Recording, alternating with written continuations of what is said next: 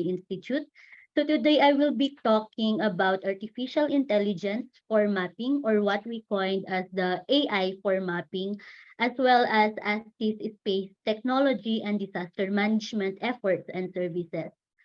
So for those who didn't know, DOST ASTI, or the Advanced Science and Technology Institute, we have different initiatives in the DOST ASTI. So we have the development and deployment of weather sensors.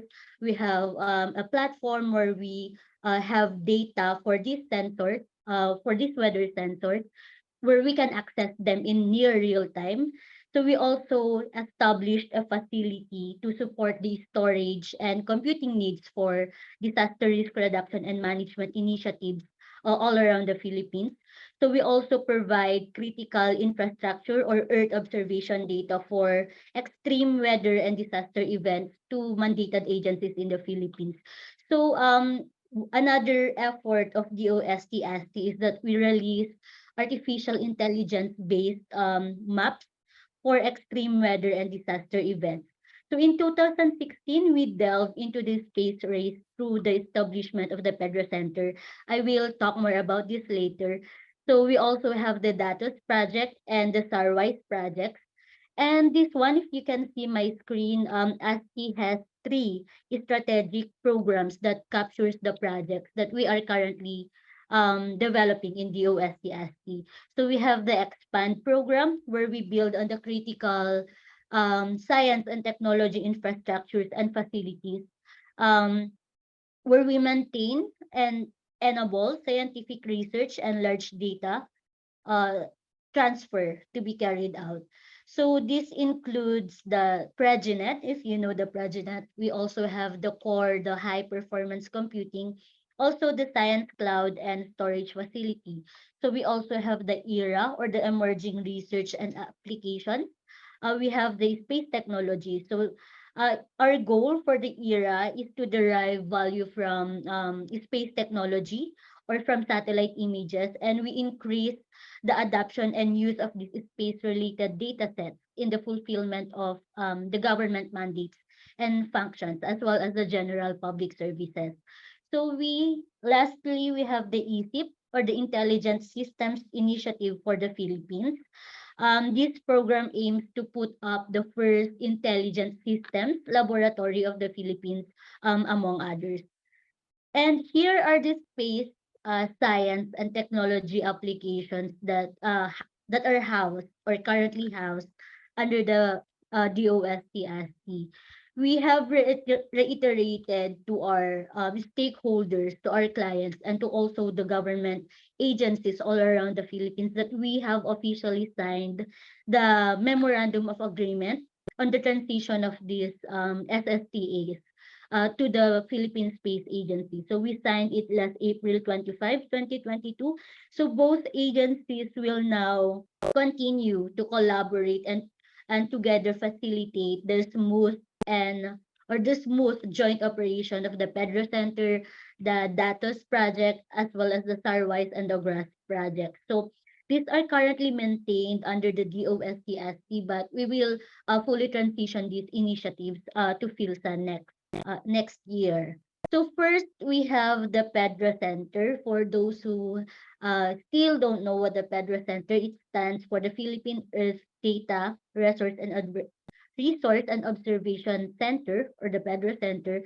So it receives space-borne imagery and provides them to various government agencies in the Philippines. So we have the ground receiving station facility, we now which receives imagery and data from the microsatellites or from the satellites that we have subscriptions all around the world. So in essence, the Pedro Center or the Pedro team uploads commands to satellites and downloads the satellite images, which we use for disaster mitigation, for agricultural monitoring. We also use the data sets for forest and environmental surveillance, as well as urban change detection and other similar activities. So aside from the operations aspect, the Pedro Center Also continually do research and development for satellites and other wireless communication to further develop the capability of the project or of the service. Also, we have the Starwise project. This is only the down version of synthetic aperture radar and automatic identification system for innovative terrestrial monitoring and maritime surveillance. So the Philippines is actually entitled to 10% of imaging capacity from the Novasar 1 satellite, which roughly translate to 3 minutes of imaging per day. So the satellite passes above the Philippines 4 times a day, from twice from 9 a.m. to 11 a.m. as well as from 9 p.m. to 11 p.m. So the coverage is not only limited in the Philippines, the scope of coverage is not only limited in the Philippines, but since we only have 10% of the sharing capacity, what we do is to capture images only in our areas of interest so that we could monitor our archipelagic region. Also, using the Novasar 1 satellite and its identification system, the AIS, we are able to detect the activities of ship in our domain. And yeah, on the other hand, we also have the DATOS project, or the remote sensing and data science DATOS help desk. So we continue to provide a help desk pre, during, and post disaster events. So we provide remote sensing and data science applications. We also provide support to critical activities on disaster mitigation, disaster analysis, and also to disaster advice.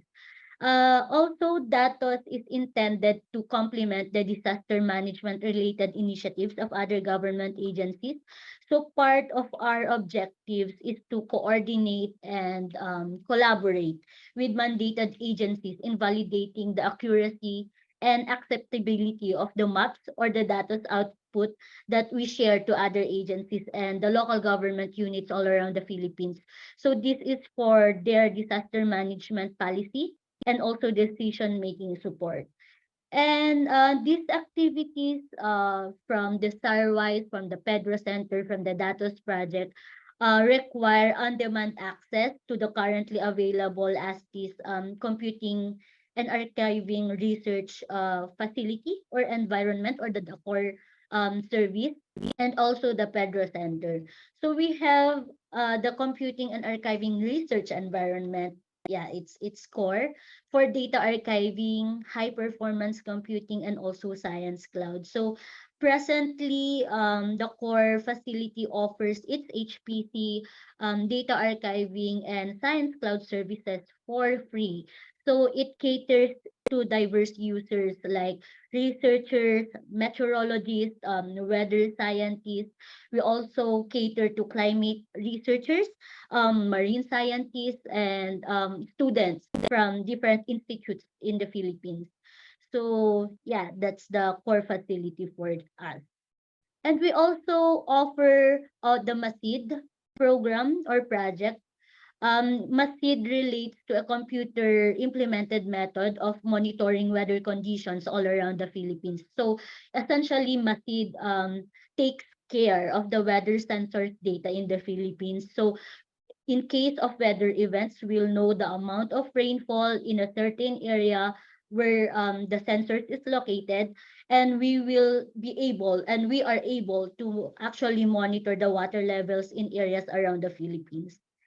And here are the current disaster risk management efforts of DOST-ASTI. As you know, right now, tropical storm Florida, or with what we call the Florida PH, or its international name is Maon, apparently.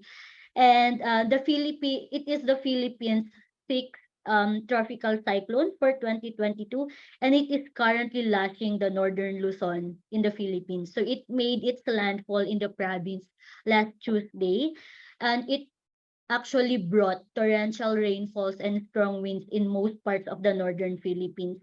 So with constant coordination with the Philippine Space Agency, the Space Tech team, the Starwise, the Datos, and the Pedro Center teams are currently plotting reported damages using reports from social media platforms like Facebook, Instagram, and Twitter in near real time. So with the data from the social media and the provisions of the geographical coordinates, as you can see in my screen, the team can produce areas of interest from which are immediately used for satellite tasking. So all of these necessary data sets will be sent to the mandated agencies in the Philippines like the National DRRM Council, the Office of the Civil Defense, as well as the affected local government units, among other organizations. So the data sets are also shared to the Datos Project Facebook page. And as you can see, we have a Google form for reports generation. So we requested participatory data from social media and other stakeholders. So we posted the link and the people can actually contribute um, to for us to know more about the damages in their areas. So the team requested data and information from the scientific community in the Philippines. And here, using those data sets, the geographical coordinates that we are getting from the reports from the community as well as from the Philippine Space Agency, since we now know the concentration of the damages brought by the weather event or both brought by Florida PH, we can now use those coordinates for satellite tasking. So right now, the Pedro, the Datos, and the Sarwise teams are all working together to consolidate space assets that we could use for the distribution of these assets to the affected areas and mandated agencies. So there are actually a lot of reported floodings in the northern Luzon right now. And another effort is the northern Luzon earthquake. I guess you also saw this on the news that the northern Luzons in the Philippines was actually devastated by an earthquake last July 27, 2022. So according to the DOST Freeworks, the epicenter was in northern Luzon or in Abra, extending its presence to other areas in Luzon. So after we also felt that earthquake all the way from Metro Manila. So after observing all of the necessary precautionary measures and protocols, our team or the space technology team of DOST put all hands on deck again to mobilize our DRRM efforts using Earth observation data. So using artificial intelligence, we were able to produce this one, the land cover maps from pre-events captured before the earthquake event. So the archived and processed image was used to compare the pre-event conditions with post-event images once it was available. So this was also provided or shared to the relevant agencies in the Philippines. So just like what we are doing now, we have also plotted reported damages from reports from social media. And we were able to come up with our areas of interest for satellite tasking with those data sets from the community or shared by the community. So we also have a Viber group created for the coordinated response and information dissemination among the mandated agency in the Philippines. So all of these were shared in that Viber group and they are all sent to necessary um, regional offices in the Philippines. And another effort right now is the Metro Cebu flooding, or it was from August 6 to 8 to 2022. So we have sent another flood impact maps, or we distributed this to Cebu and other areas in the Philippines. So we used artificial intelligence for that. So just like what we did from the two previous efforts, we asked for the help of the community for the geographic coordinates of the damages reported on social media. And here is just another distribution to our stakeholders as well as from our social media platform. And these are the disaster risk management applications that we also offer at the OST. So we have the provision of flood impact maps, every weather event as needed and as necessary. So there is a continuous provision of flood extent maps and satellite images during typhoon events. So since 2018, the OST has been providing the National DRRM Council with Earth observation datasets. Initially, it is in the form of flood impact and extent maps to aid the DRRM efforts of mandated agencies. So the coordination as well as the cooperation is a continuing effort as DOST seeks to provide more and more assistance to the Disaster Risk Reduction Council of the Philippines as long as data sets are available in DOST. So in ASTI, we can also assess flood damage. So this is just an example of the flood situation map in the region 2 or the Cagayan region in the Philippines. So the areas in red were the potentially flooded areas in Cagayan. So we sent this to the Cagayan local government unit and they used this map for their post-disaster reduction management efforts. So we can also assess flood extent maps using the Novasar 1 satellite that I explained earlier. So since Novasar operates at S-band frequency, it was able to penetrate beyond clouds and vegetated areas.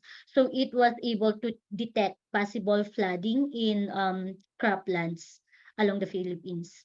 And this is also one of our efforts in DOST. So using our available satellite assets, we provide side-by-side comparison of pre and post typhoon images of affected areas and send it to necessary agencies on the ground for their DRRM efforts for post-disaster efforts, management efforts. This is just another example in the province of Catanduanes using the Korean satellite, ComSat satellite. So here we are also able to enable timely disaster response in the Philippines. So techniques like AI or machine learning help enhance rapid disaster response in this situation. So the ability of the space tech team in the OST to generate the map information in a timely manner is very, very crucial in this kind of disaster response. So using the maps that we manually delineated last 2018, this was 2018 in Naga Cebu, the landslide in Naga Cebu. So we have delineated or manually delineated a map using only social media reports or news reports, images from social media, images from people underground. We use only those data sets for us to be able to come up with this map. So the actors on the ground were able to rescue actually six people in the rubble after 3 days using our maps. And another effort, we can actually assess earthquake damages using AI and using our Earth observation data in the Philippines. We can identify the extent of landslide through advanced image processing techniques immediately after the event after the event. So it can potentially aid in the rapid um, disaster assessment and response of the National Disaster Risk Reduction Council as well as the DRRM actors on the ground. So this image was shared to the Philippines or the PHIVOLCS, the Philippine Institute of Volcanology and Seismology, and the local government unit of Cotabato or those affected areas in this earthquake damage. So we can also assess forest fire damage using the same technology, AI, and AI and analyzing the NDVI or the vegetation index of a certain area using our Earth observation data. So this one is in the Cordillera Administrative Region of the Philippines. So we are also monitoring other volcanic activities in the Philippines. So this one is the Taal volcano interferogram. So it is a remote sensing, or the INSAR technique that we have used here is a remote sensing technique used to measure the topography and the formation using the synthetic aperture radar satellite. So it is also used for it is also used to measure subtle ground deformation. So here is an image from the Taal volcano. So we actually have some limitations and concerns on about this efforts and activities in the OST because we have a very limited to no subscription to very high resolution satellite images. So due to the limited subscription to commercial satellite images, we can only provide available satellites from open source data and from ComSat and other satellite data that we can task for a specific event in the country. So when there is no scheduled path for open source satellites, we are actually having difficulty in tasking or in getting information or Earth observation data that we can distribute to the community. So most of the passes are scheduled several days from the weather events, and all the available data sets are pre-event images.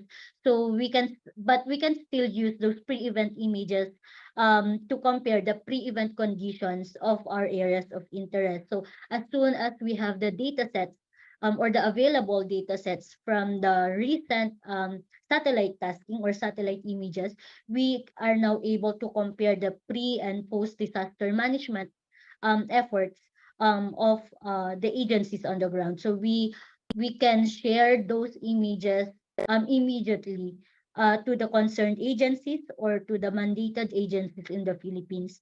So what we have proposed so far to our Department of Science and Technology is the additional funding to procure commercial satellite and satellite images in the Philippines. And there is a limited graphic processing or GPU units or GPUs in the OST-ASTI. So we are also asking or requesting funding for that, for the computing and research environment, or the for the core facility for faster processing of satellite images. But even with these limitations and concerns, or even with these recommendations, we compensate the limited Earth observation data by collaborating and partnering with other agencies and institutes, so that the data distribution and the technology proliferation and transfer is always seamless.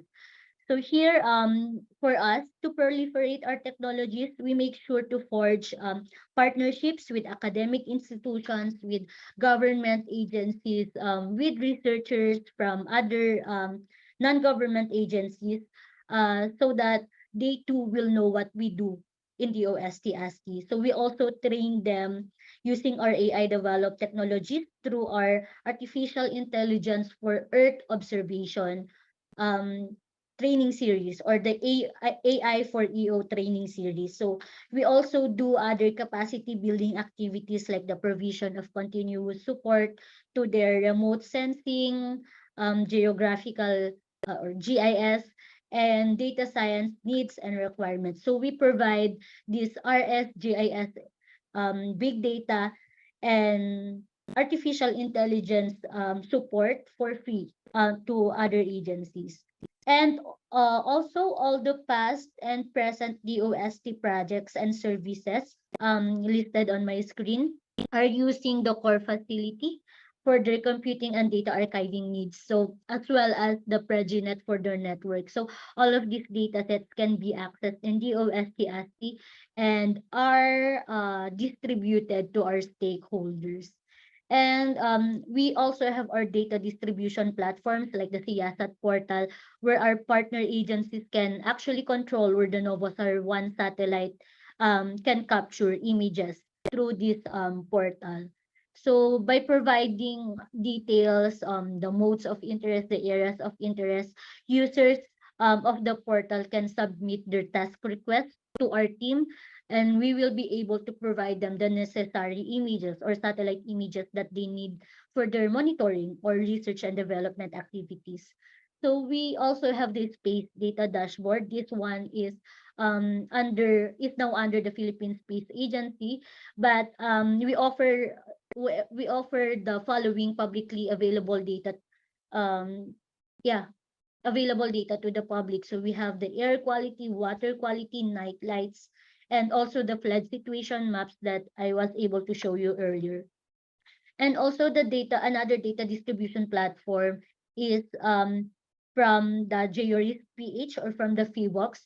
So some of our flood situation maps are uploaded in the platform. So we other users or all users, actually all people, can access those maps using the website of Hazard Hunter and GeoRIS PH. So users can also overlay other hazard maps for more data sources. So the Hazard Hunter website is another platform where people can actually check the hazards or the available hazards in their areas, like in the particular areas. So here are the current efforts of the OST ASTI's Space Tech team. So using our Earth observation data, we are focusing our efforts in infrastructure detection, in disaster risk reduction, and climate change adaptation efforts. We also have security and defense, food security, as well as other resources monitoring like flood maps, drought maps, ship detection, land cover classification, and aquaculture mapping all around the Philippines. So here are some examples or some of the agencies that we are currently um partner we our current partner agencies. We have the Philippine Space Agency, we have the Philippine Statistics Authority, we also have the Department of Agriculture for corn mapping, and we are currently partnering with other agencies for their trees detection efforts. So yeah, we also distribute flood maps, drought maps, earthquake induced landslide maps to any agency who will be able to use this data set. So yeah, I guess that's my presentation about the OST's DRRM initiatives. So if you have other questions, you can always reach us at info@asti.dost.gov.ph or through our Facebook pages for the DOST Datos and the Pedro Center pages. So thank you very much, and we hope, and at least I hope, you'll learn more about the science and technology efforts of the OST-ASTI in disaster risk reduction and management. Thank you, sirs, and thank you, ma'am. Yeah, thank you so much, Nikki, for your excellent talk about great jobs at ASTI in Philippines. We can see some questions from the chat room from Chai, and if there's other questions, maybe we can discuss after Chai's question. So Chai, please. Okay. You're talking about the telemetry system. Is it the same system with the Pacasa system or different? If they are different, are you sharing the information and data on the same platform between you and Pacasa?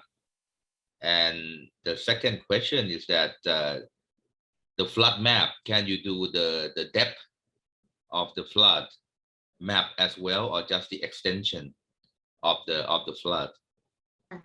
Two Yes, questions. yeah. For the first question, the telemetry data is actually from the Pag-asa itself. So yeah, we Oh, have the same data set.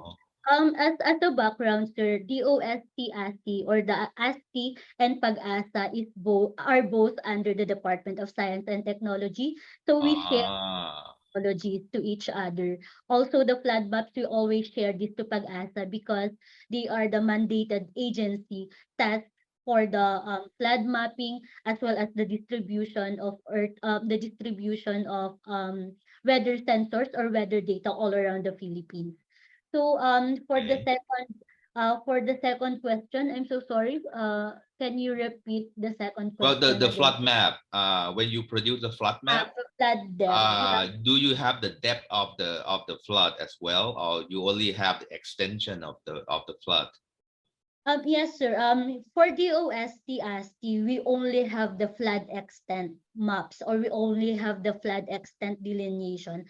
But for the flood depth, we still have the data from the Project NOAA, if you can remember the Project NOAA, and which was also under the Department of Science and Technology. So the flood depth information are still stored at the core facility. So we have the archive version of those flood depths. But since it was a project under the DOST and now and the project is now under the University of the Philippines, we still need to ask for their permission for us to use their flood depth maps. But right now, the flood depths are an initiative of the UP Resilience Institute. So we are in the flood extent map. The OSTST's effort is the flood extent map, while the UP Resilience Institute's effort is in the flood depth. So Okay, that means it will take a little bit of time to combine them. yeah, it will take actually a lot of Yeah. time for. Okay. Then the I sent two links. I'm wondering that you said that after the event you only have concept information, and then but before Leonel said that you can activate the disaster charter. If you Ah, could activate those charter, you can have so many, not yes, only sir. I'm so concept. sorry. Yeah, we are actually a member of the Disaster Charter Right. in the Philippines. But some of the data sets are also only available after the event. So what we are offering to our partner agencies like the Pag-asa, like the DOST Works, are the archive data from or the post event data from our satellite images or the images that we have captured before the weather event. And with the data sets from ComSat or from the disaster charter, we are able to compare the pre Mhm. and post event images, which we distribute to our mandated agencies as well as to the agencies that are affected on the ground. But yeah, we have also the data from the disaster charter and the But Copernicus they don't image. have the limitation for you to share to the public, right? Or they Yeah, still sir. do? Yes, No, it's you our can share to limitation. anybody. Actually, sir, we can only share those data sets that we have already processed, but we can't share the raw data from Copernicus or from the disaster Right. charter. Mm. Okay. So the Yeah. data, so you still have the data problem or not? Yeah. We still have the data problem. Maybe it's actually a perennial dilemma for us, but we compensate it, or we still have other data Mm, from other data sources, so we are still able to produce maps uh-huh. that could help in the post disaster risk reduction management of those Okay. agencies. Yeah. Okay. Because for the flood, there's a one university, Colorado University. They have the Dartmouth lab that can activate with the what do they call sensor web. Right. When there's something happened, the like flood, it will automatic activate it, and they do the mapping. I'll dig in the website for that for you after during Adisorn talk. So This yeah, I is don't really remember, but I used to when it happened in Thailand, just let this guy know, professor something, a brigade or something, and he will activate it. He in the group of they call the flood partners, global flood partnership, something like that. And then they will activate it to get the high resolution data as soon as possible. But the first thing they do, because of now we have like Terra Aqua and NOAA 20 Sumi NPP that can map like daily first to just see what's going on, and then the higher resolution will come later. I'll dig out the website, and then you can take a look at that. Okay. Okay, sir. Thank you so much, sir. Thank you. Thank you. Yeah, thank you. If there's any other question.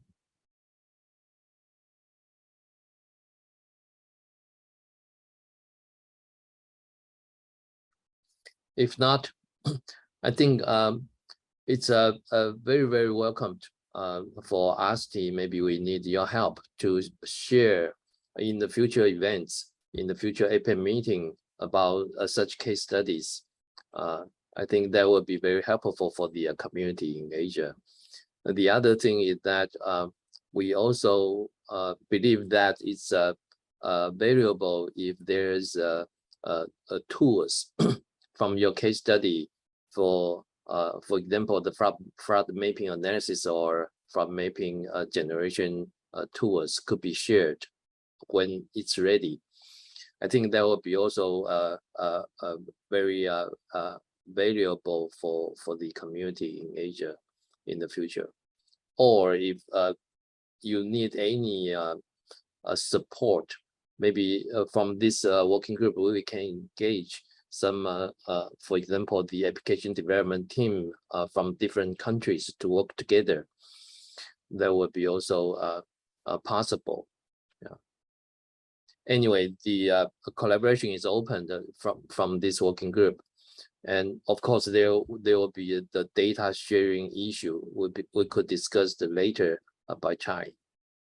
So, any other question to Nikki or ASTI's? I just want to inform that I found the website, and it's also mapping for the Philippine flooding as well. Yeah. Just look at the chat, and then you can go and see. Yeah. Thank you, Chai. If there's no other questions, then let's thank Nikki again. Thank you so much for your presentations today. Thank you, and sir. then yeah, thank you.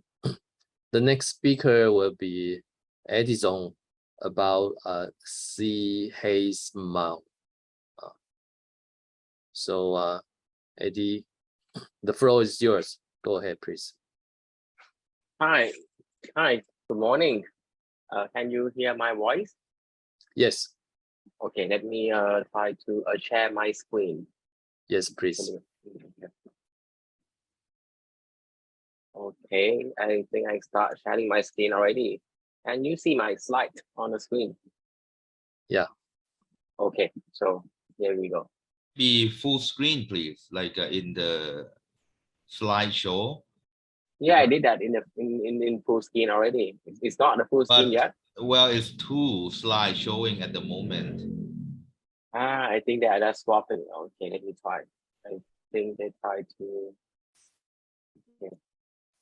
Let me try again because I have 2 screens, and then just like Professor Lin. Well, it's okay. Just go. Keep okay, going. just it's still 2. It's okay. It's still 2. It's okay. It really is still 2. Oh no.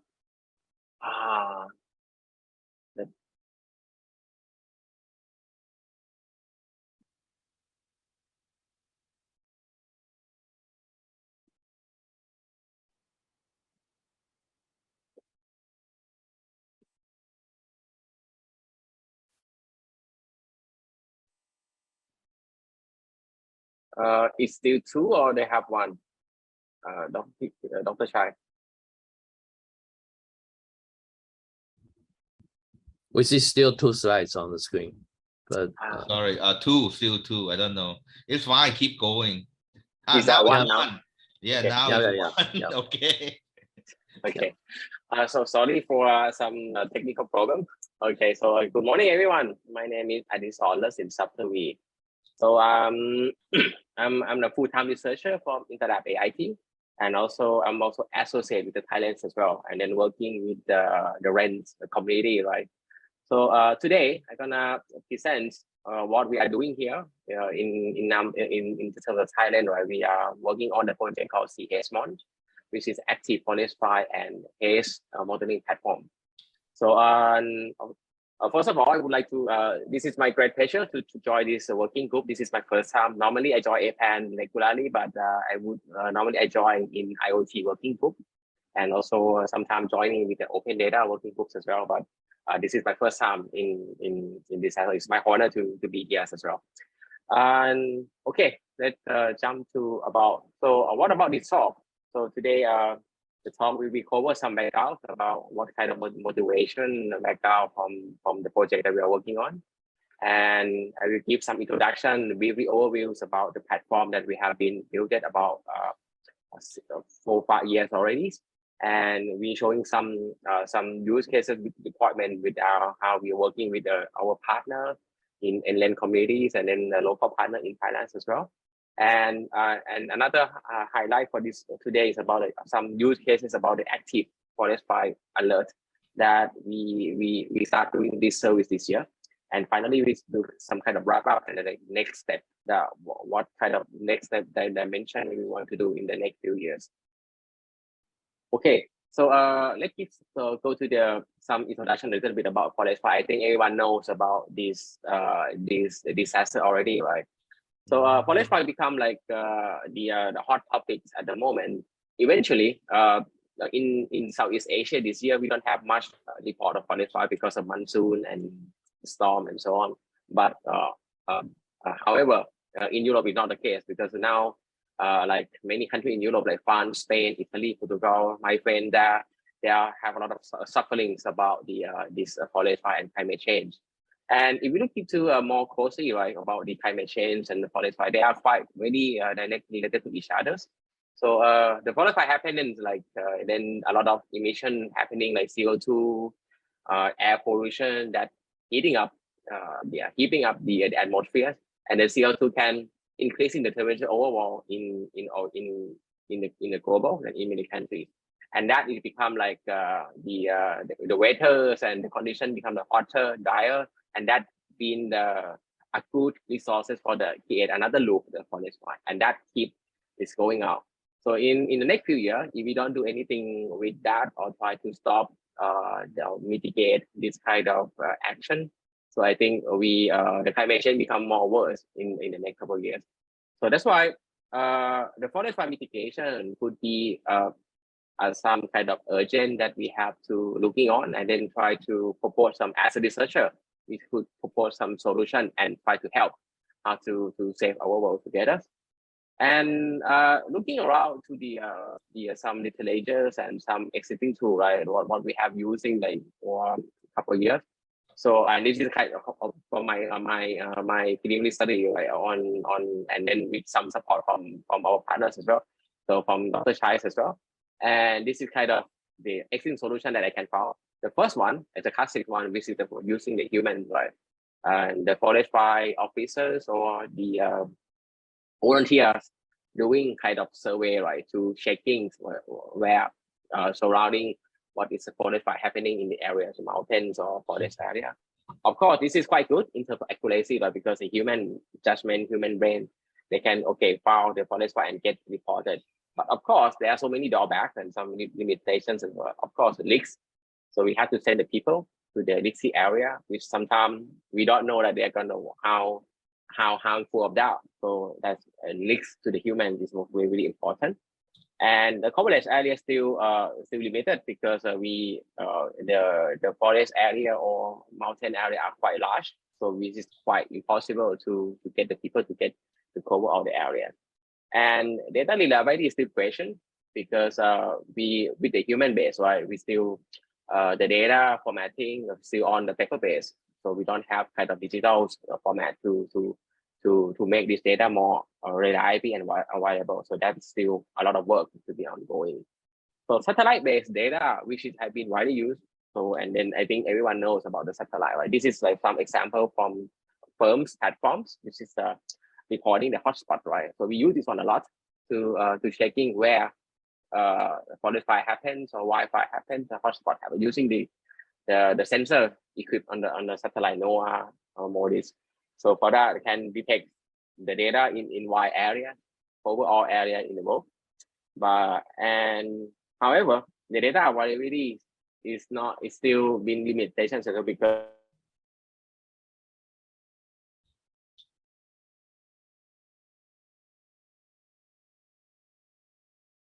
Uh-oh. I have a problem.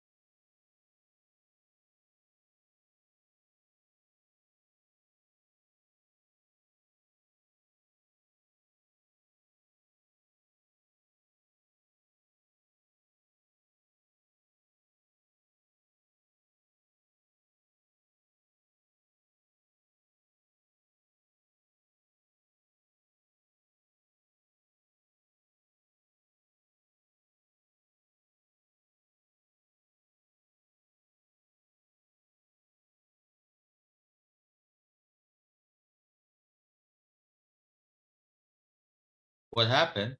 Is it? Okay. Can you hear me? Yeah, I can hear you. I thought it happened to me. I think it's happened to Adisorn. Yes, I think so. Yes. Oh, okay. Just like what happened here? Just get so quiet and then went to who was nobody there, something like that. Okay. Maybe we just wait 1 or 2 minutes for Yeah. reconnection. So strange, no? If he's at AIT with the high-speed network connected to APAN, this happened. I think so. Yeah. Yeah, strange. Maybe the problem of his computer, probably. Yeah, maybe, I don't know. But yeah.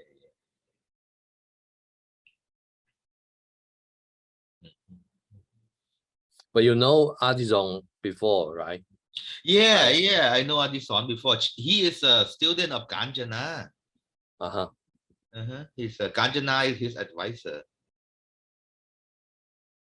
So yeah, I know him before. Yes.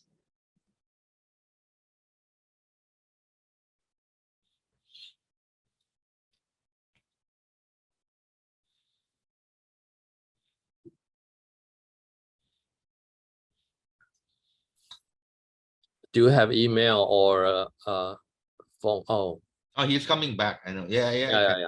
Okay. Message him, but he's coming back. Just oh, internet sorry, I think problem. I have a problem with internet. Can you hear my voice? Yes. Yes. Okay, sorry again for this. I think I lose the connection for some time. Okay, let me try to resume my slide.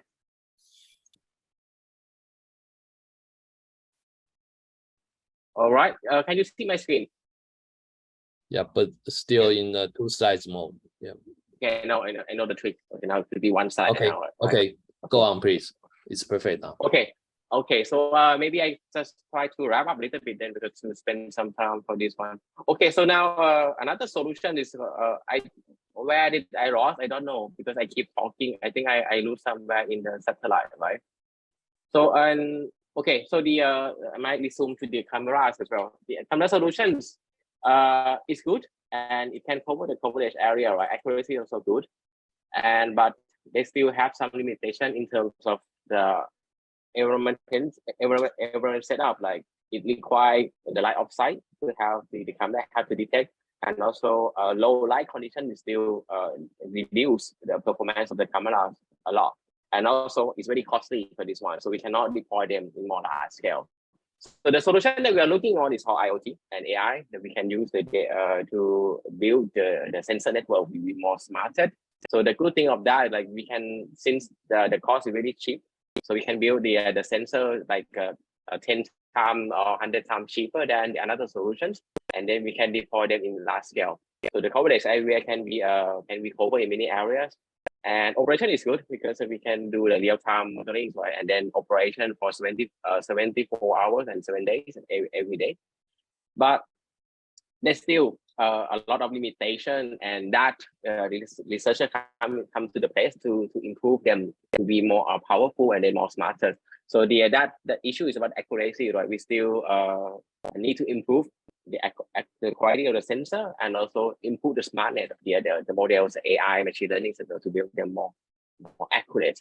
So okay, so let me start from the beginning, like when we start this project, right? We started the project since 2016, which the cooperation from the French corporation, and then we're working with the Sorbonne University, which is my previous university as well, and then we're working with the University of Los Banos in Philippines and University in Malaysia to build the prototype of sensor. Right, we start this sensor this project to build up the IoT prototypes, and then we try to do deployments and then do the survey a lot in Chiang Rai, which is the most suffering of the forest fire events in Thailand. So from that, we continue to get awarded to Asia Connect as the third call project, right, in 2019. So now we are expanding more cooperation, right, to working with the European partner with 3 universities, Sorbonne University, ICTP in Italy, IT University in Denmark.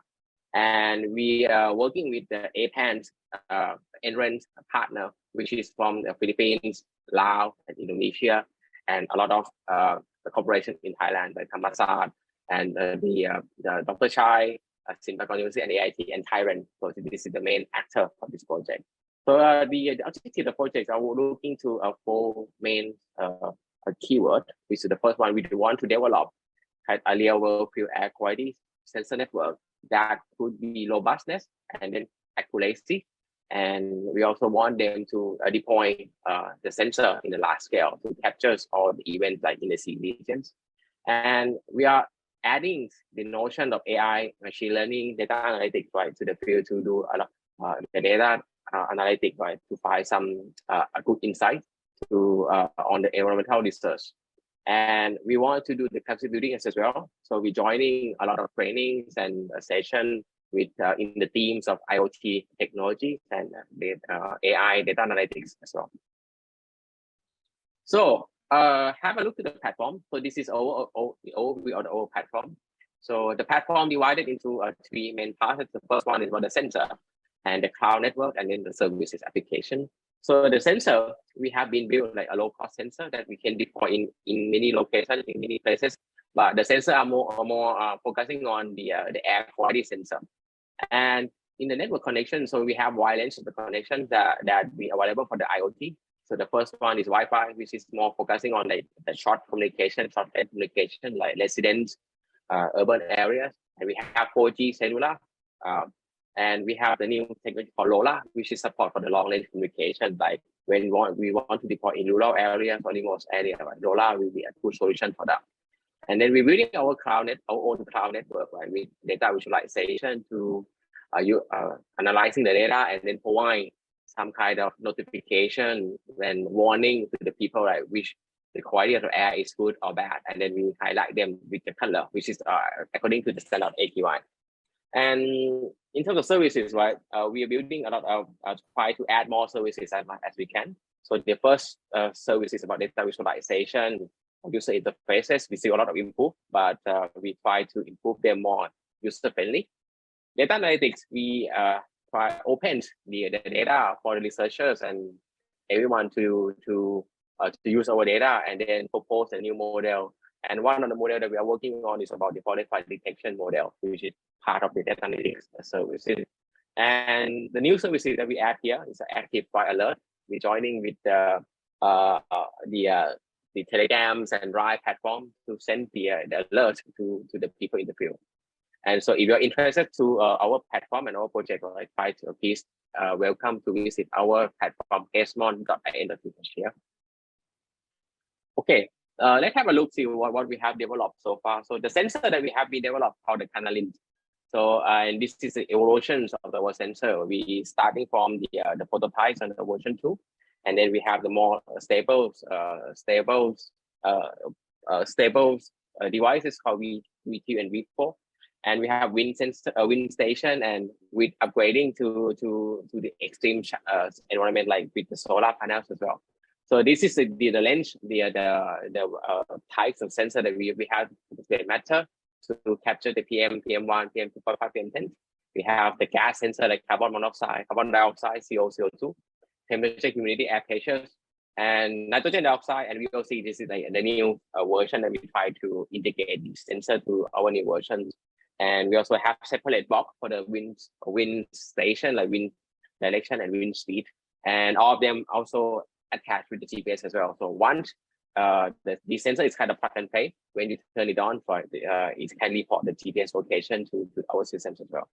The communication have so many wireless. We have Wi-Fi as a base, and then we have Aurora indications for 4G, 5G, which is coming to the next version of our devices. Services, we have the online, offline data collection. So these data can be collected in 24 hours. And in some cases, they have some intermittent connectivity is why they cannot connect internet. So the sensor can hold with the local storage as well to offline data collection. And then as the next step, we try to add the new services like a lightweight AI edge computing to be built inside the sensor. They can do the computation and running some lightweight machine learning models, AI models inside that.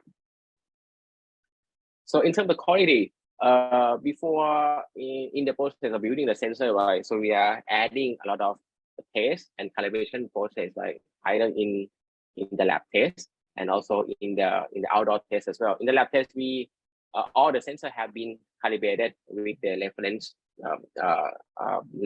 equipment to compare like CO2, CO, and PM, and we are calibrating them in the lab with the help from the environmental researchers.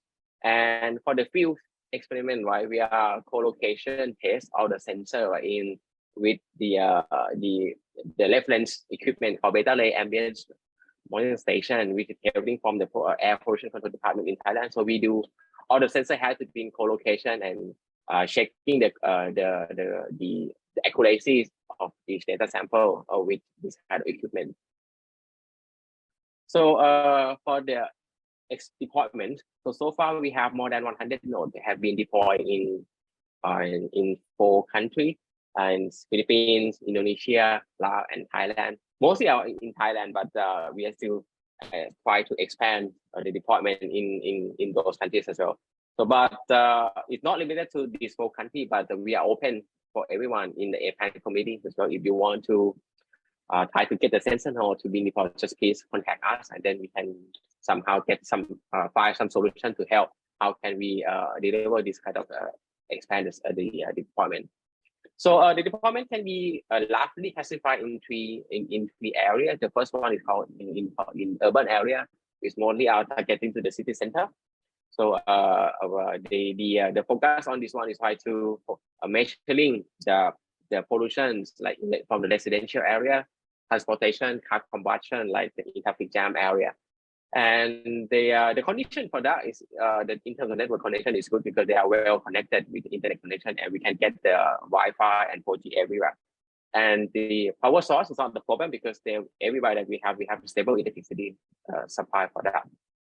So some more challenge areas is to come to the rural area because now we are focused on the agricultural fields, biomass burning, and some places with in the electricity generating plant. So this is kind of the target area that we want to measure and then monitor the pollution over there. So the network connection is still a bit challenge for this one because the internet connectivity is not stable enough. Sometimes they have internet connection can be cut off for a day or 2. So we need the sensor needs to be more stable, and then try to keep logging the data during the time that we don't have internet connection. Power source, sometimes there have been power cut as well. So the sensor needs to be a more robust in that sense as well. And another one is called the remote area that we want to talk in today is about. We are more focusing on the agricultural fields, and also more challenging one is about in the forest area. And the problem of that is like network connectivity. So in some places we don't have internet connectivity at all. So the LoRa and some cellular signal can be a solution that we use. And power source, there is no electricity at all. So the solar power is our solution to provide, to let the system keep running. So and this is some experience that we have with the LoRa, that we are doing the deployment in the rural area in Thailand, in the Ta province. So we have set up the LoRa gateway on at the school. We have the tower with the 20-meter high towers, and in that surrounding area we have some theater outside to get the signal. So, and this is in the agricultural field. It's a farm that we can get the signal and then do the real-time transmission with the LoRa about 10K kilometer. However, deployment with the LoRa, we heard about the LoRa for some time, and then we thought that LoRa can be the single bullet to provide the long range communication. But with technology itself, it's not easy as we thought. So from the previous experiments. So LoRa still needs a line of sight to get. So even though the signal is good because it's been robust and then correlate to some interference, like some trees or some little obstacle, the signal can pass into. But however, right, the obstacle, like this is like the cases I'm showing in the figure here. So we want to deploy the sensor in depth into the forest, right? But with the terrains and then the optical, it cannot. We are blocking the signal was blocking by the hills and then the mountain, which is we cannot passing them. Another example with the LoRa, so we try to deploy the LoRa in the city center with the skyscraper, the high building. So the obstacle, like the concrete material, is still the question. So we cannot get the signal, and then all these kind of concrete building distort a lot of signal quality for the LoRa.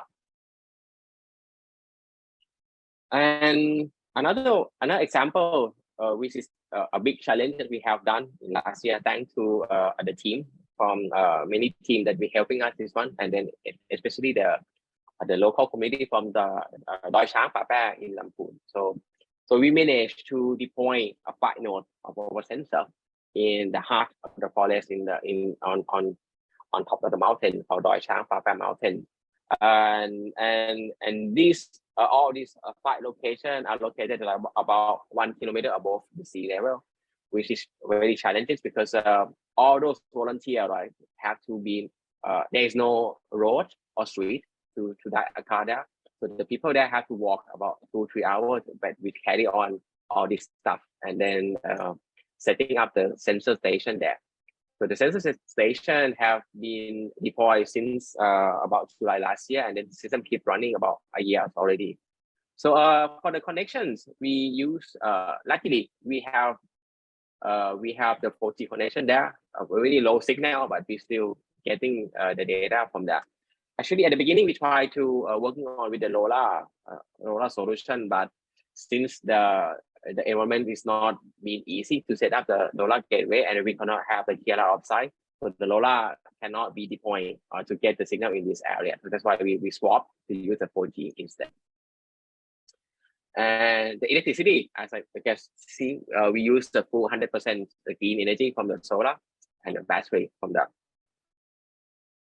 So and the use case that we want to talk today is about the forest fire alert. This is a new service that we have been developed last year.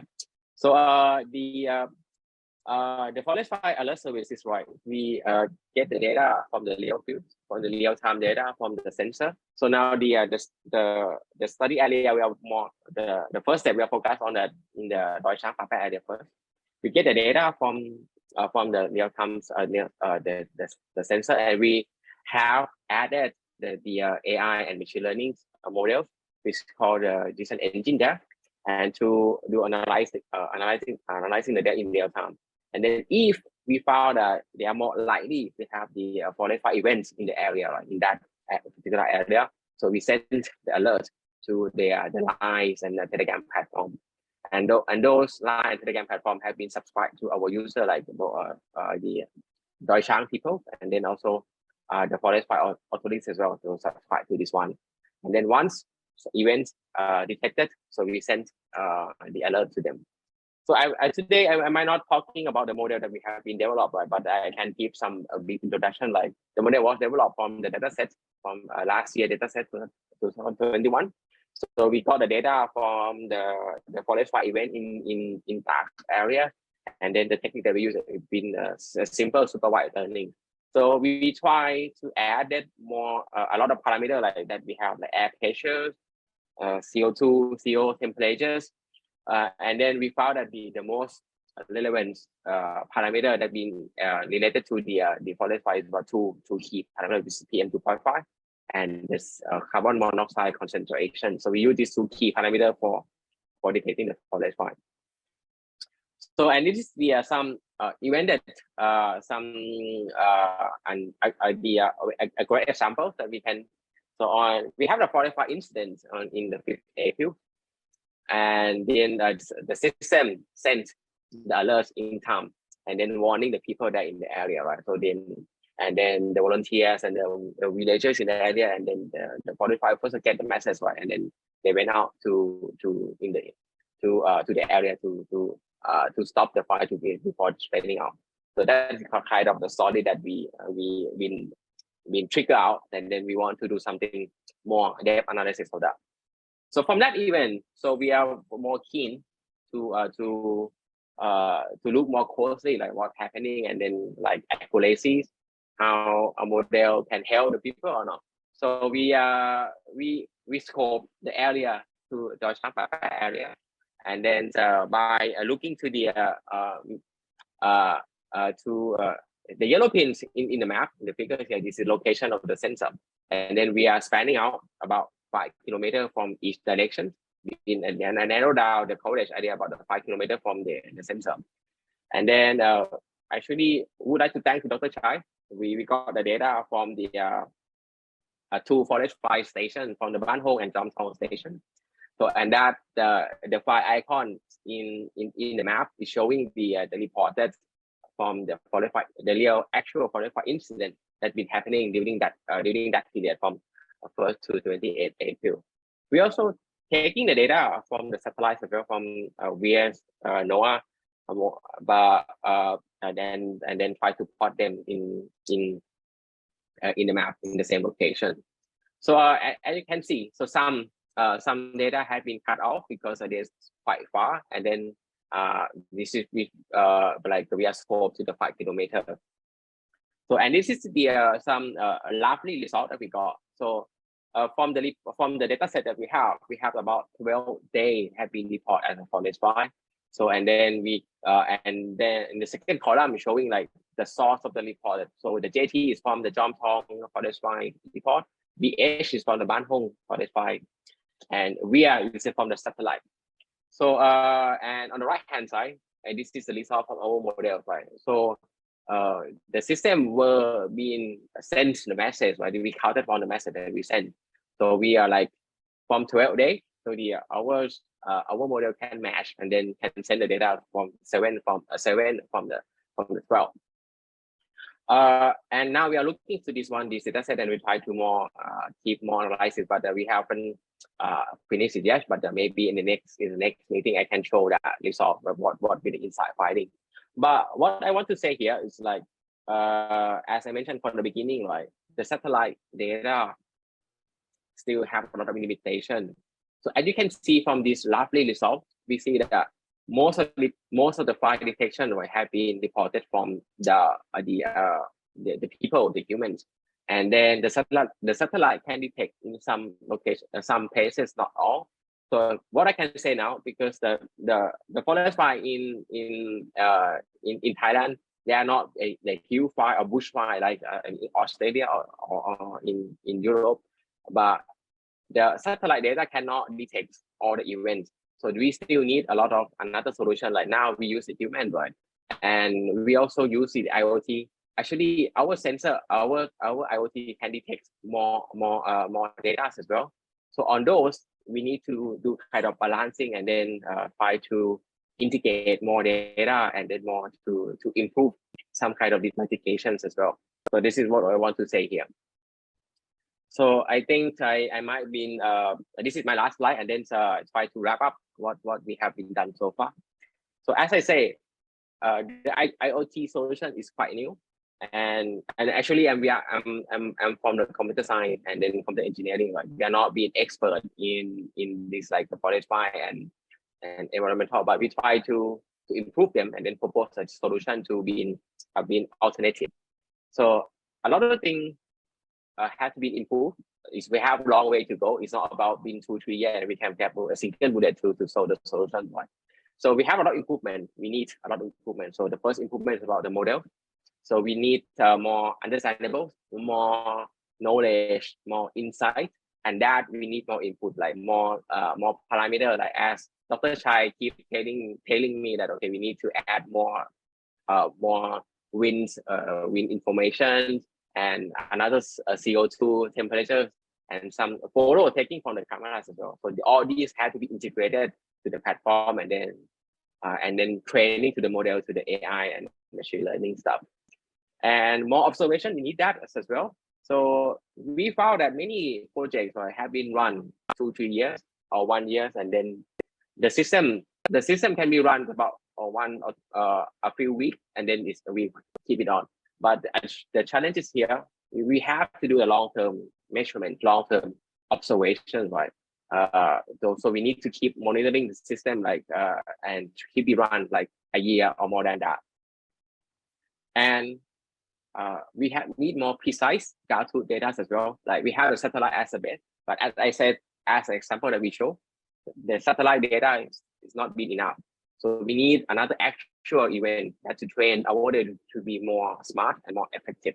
So in that we need a more cooperation from the forest fire people and volunteer people as well. And then we need to make it more open. And also not only the more open, but we need to be more systematic as well. So most of the data that we found is still recorded in the paper base. It's really hard to extract those data and then to get understandable. So that is another challenge that we have to do. So improvement of the IoT sensor. So how to make them accurate. This is really challenging in our field. So we need to a lot of calibration, and then looking to the new technologies for the sensor, and then we try to integrate them to the platform. And robustness is a key. So we not only for running the system for a few days that is in the lab case, but we want to run them 24 hours, 7 days, and also more than for a year long. That is the challenge for inter-system side. And then we need to improve the communication, right? So we have facing a lot of challenging environments, like we need to have a long distance communication, and LoRa can help, but not all the cases. And in terms of communication, right, high bandwidth data transmission is still a key. So yeah, the solution like a thermal camera or IR camera, like need a lot of bandwidth to do the huge data transmission, right? And that I think in my personal idea, in my perspective, right, NRENs and APAN community could help for that one. So we have to have like a fast lane or fast speed lane to how to get those data from the field to the cloud. And then the main things, and then the key thing is about collaboration. We need a cooperation, not only the research team, and then we need the cooperation from the all APAN and committee, right, to help, helping us to been using the data and propose a new idea, and also helping to the departments as well. And then we also need to do a collaboration for keep maintaining the system to be run, and then we use it for the last long for the last. Okay, I think that's all from my side. I would like to thank you all our research team here. This is some just to name a few. This is our research team here, and Dr. Viashai also there.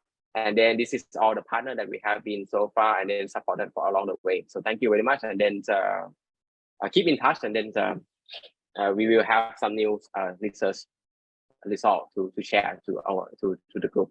Thank you.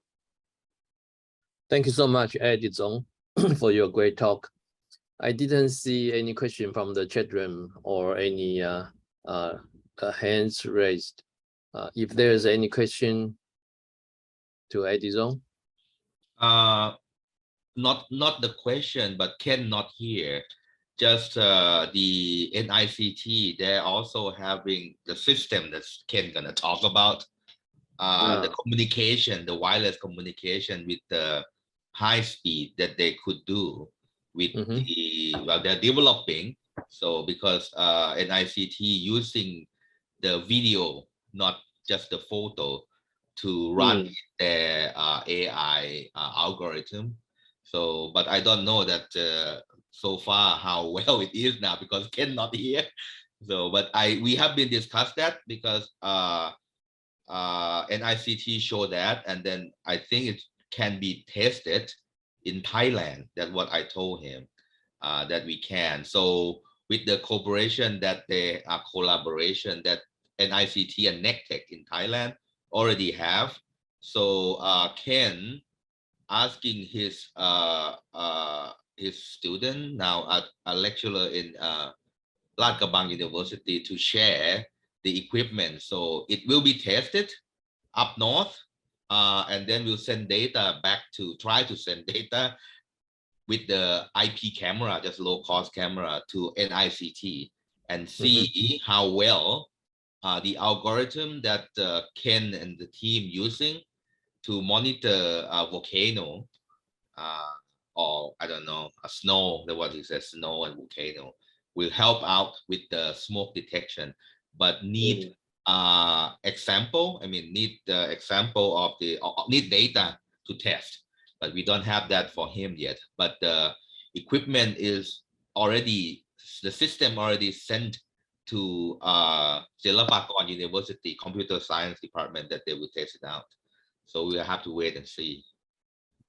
Just want to add that. Yeah, that's very good news. Yeah, they Any have question? satellite too. Yeah. Well, you know, they have the Japanese, they will launch the satellite, communication satellite as well. But Yes, it will limited for Japanese, within Japan only, not further yet. But in the future, they said they will. But yeah, we have to wait and see. Because you can use Himawari as well, but to just send the text, not the photo, or the video clip, or the whole stream of video, to try to detect it, try to detect the movement. That what he used the movement algorithm to detect it, something move, and then it can tell. But we have, like Adisorn said, the communication in the remote area, which is not stable at all. And some area, if you go further in the forest, Iridium can, but Iridium also can send not the picture, not really the picture and video, and it costs a lot. So some text can send something like that. So the cost of the communication also big problem that you have to solve. Yeah, you are right. yeah. Any other comment or question to Adisorn? My maybe not that question, but kind of reminder, as I mentioned to Ronnicque.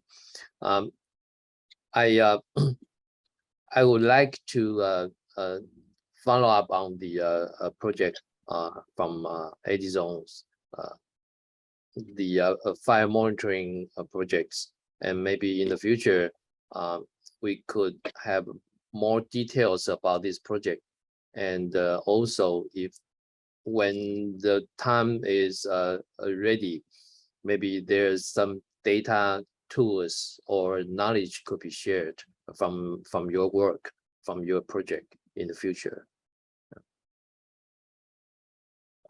Sure. Yeah. I think I will more participate to this working group more, because previously I was joining a lot of in IoT working group, but I think these working group are really quite interesting, and then we are quite some knowledge and some research projects that we can share here. It could be a very good group for the community. Yeah, thank you so much. I have a question with the open and sharing. Can your project share within the APAN data, data.apan.net, that we will have the open and sharing channel for the APAN community? Oh, You mean the SEA-HAZEMON or? Yeah. Yeah, we can share that one. I mean, you mean the sensor data or Yes, the sensor research? data for research, for free research within Yeah, APAN. we actually as you can see our platform we let it open. Everyone can download, and we also have the APIs as well. If you are try to or APAN community want to get the data, just drop us the message or inform us, or and then We will can put it go. on the APAN website, the new APAN Yeah. website, which is will be created soon by or probably, you know, already did, but we open on Friday to test it out. It's called data.apan.net, because this is a kind of pain point, like we talk to share data. So we try to do something within APAN, within NREN, try to do that to show that we do so. I mean, we share, so maybe you could share. So now we have partner with UNESCO Open Science, which is we'll talk in the afternoon, Sabas Khan, about it. So we'll hear more about him. So if you have time, it's just about sharing the web, or you want to visualize no, the people data. we're just sharing the link and people will access themselves. Because we're not doing that. We're not gonna be a data center. No. We just no, we're not gonna do that. Yes, APAN can, because the one because we are looking for kind of people to working on kind of data center. If we are open, like we have the API. If someone keen to do that, just Eric can do it. It has a lot of space. Yeah, we can extract the data from the platform and then do the kind of a parallel platform that keep it open. Yeah, could be one thing, Eric. Could be something in the, what is it, Chinika? Yep, it's really exciting to have such efforts moving towards the open data and open collaborations in APAN. Remember that if there's no further questions, I have some last minute notes. Let me share my slides as for your reference from the working group meeting today.